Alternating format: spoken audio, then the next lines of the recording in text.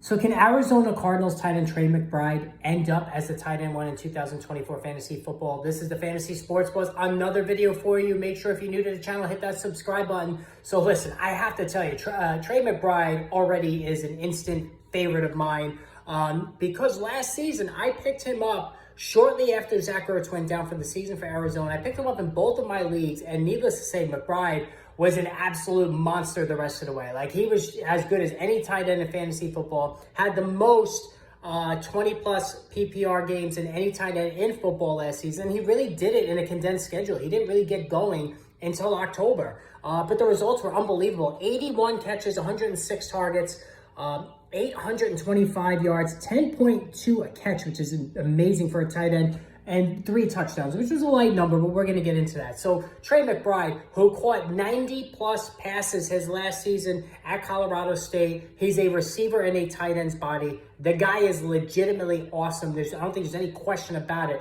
He is here to stay as a top 5 tight end, but can he reach tight end 1 territory?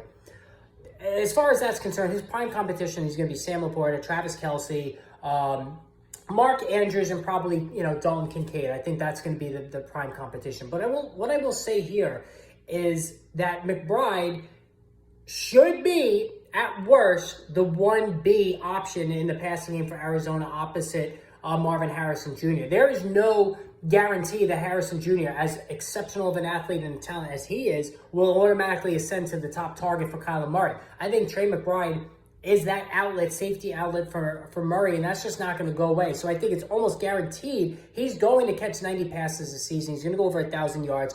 And if we get some positive regression to the mean in the touchdown department, he goes 5, 6, 7 touchdowns, I absolutely think Trey McBride could finish tight end 1.